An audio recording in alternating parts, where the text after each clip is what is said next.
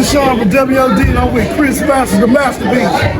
And you are watching WOD on the Boom broadcast. Let's go.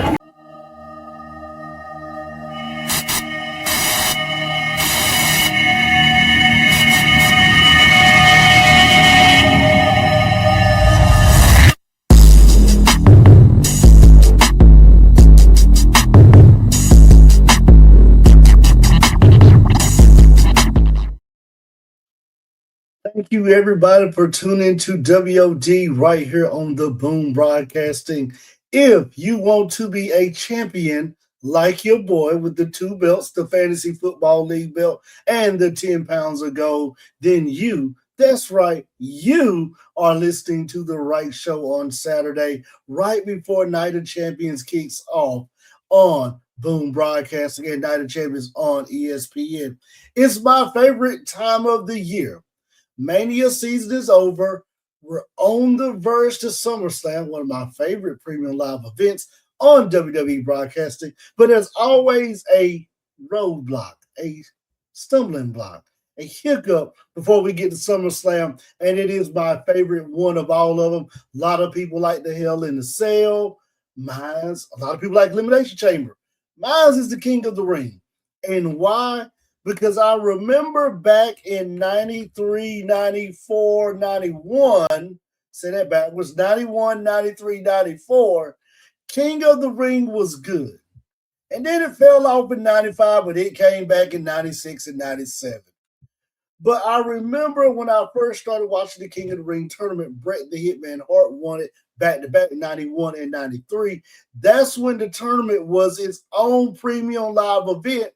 And you did matches all night. You got no break. You wrestle the opening match, get a break, go to the next round, the quarter rounds, get a break, winning the quarter rounds, go to the semis. After the semis, straight to the finals. That's when I liked the King of the Ring tournament because it was his own premium live event show.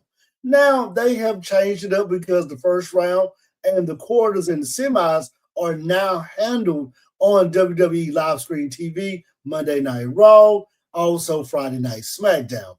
But back in the days in the 90s, the King of the Ring was a one-night event where you crowned the king that night, and he had to run the gauntlet, run the table to win the King of the Ring. And when I think of the King of the Ring, I think of so many greats that won that prestigious title. Harley Race, King Harley Race, the Macho Man Randy Savage back in 87, the $1 Million Man Ted DiBiase. A lot of people forgot he won the King of the Ring back in 1988. Tito Santana back in 89. You had the Magnificent Marco, the first ever the King of the Ring winner back in 1985. Then after that, it took a break. After Tito Santana, we brought it back in 91. That's when I watched it live on pay-per-view that year, pay-per-view, not premium live events.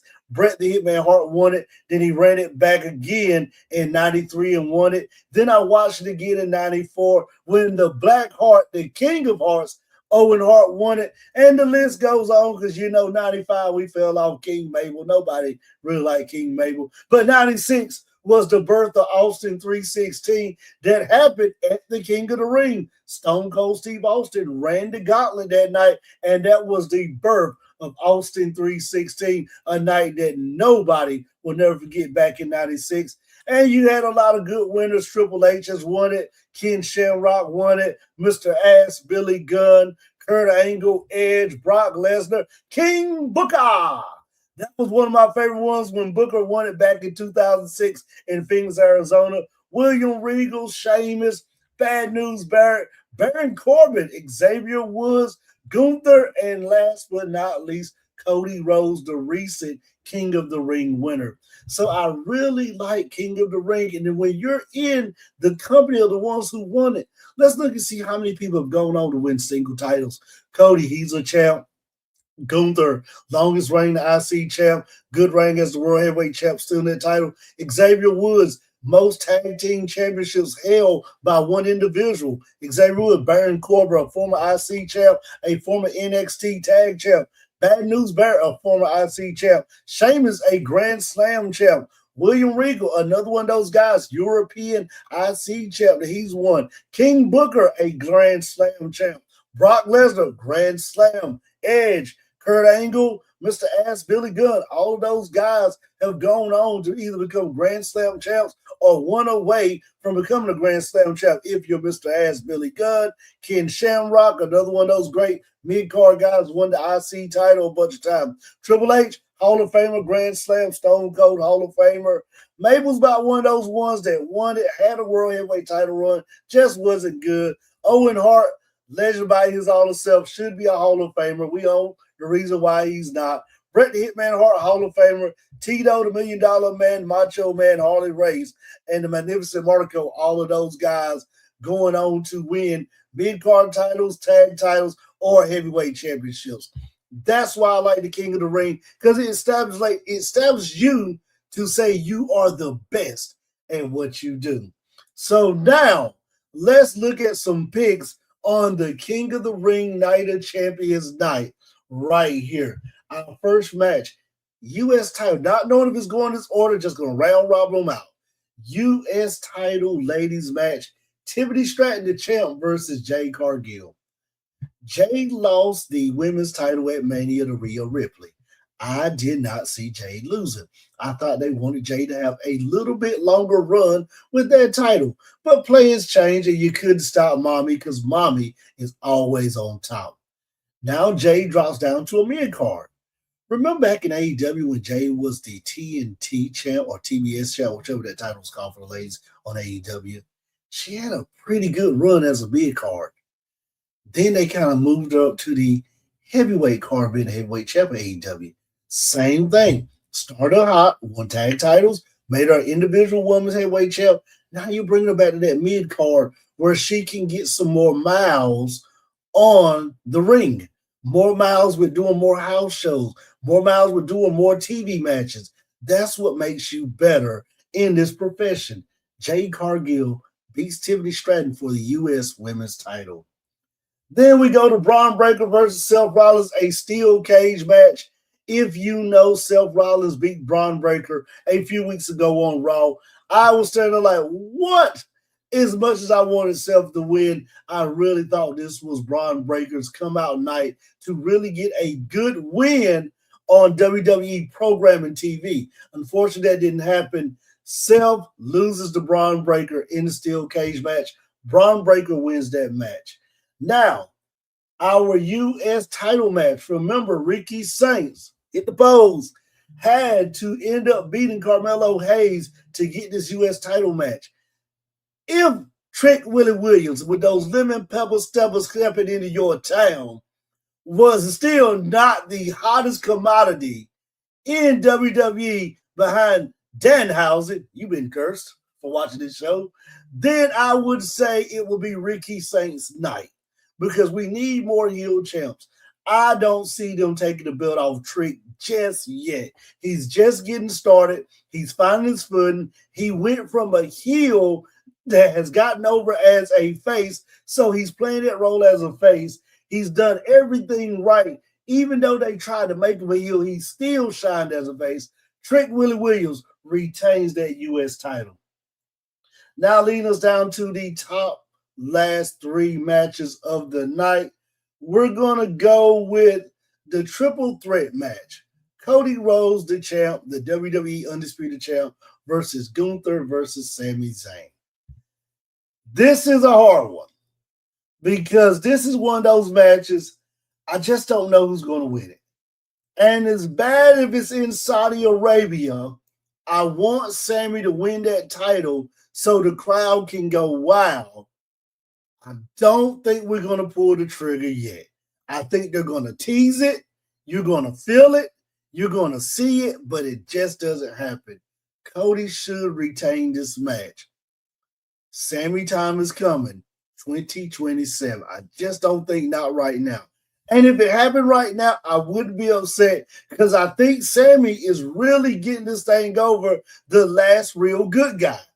And my biggest thing with this is, can he run it to the Royal Rumble and get the Mania next year over this last real good guy gimmick he's running? I'm scared of it. If you feel like he can't do that, Put it on them right now in Saudi Arabia. Give the people in Saudi Arabia what they want. Give them a hot night to go home. But if you feel like Sammy can hold this for another year, really, because he's got to get to the Royal Rumble, that's 6 months out, tack on 3 more months to get to Mania, then run with it. I just don't want to see it happening by November, October, November. We're starting to lose that momentum with Sammy as the last real guy. Cody retains, but a Sammy win, not mad at all. Now, our Queen of the Ring tournament match, Miss Liv Morgan, the WWE World Heavyweight Women's Champion versus Io Sky. Good match right here. They really dropped the ball on me. Man, they fumbled. Liv is going to go down as she already said she's the greatest all-time woman wrestler of this era. It is hard not to argue against that with all the accolades she has accomplished this time she's been in WWE. Really dropped the ball. I wanted to see Liv versus Raquel Rodriguez and see who comes out to now go on and face either Liv or Rhea Ripley. That didn't happen. Raquel lost her semifinal match against Io Sky, and it puts Io versus Liv.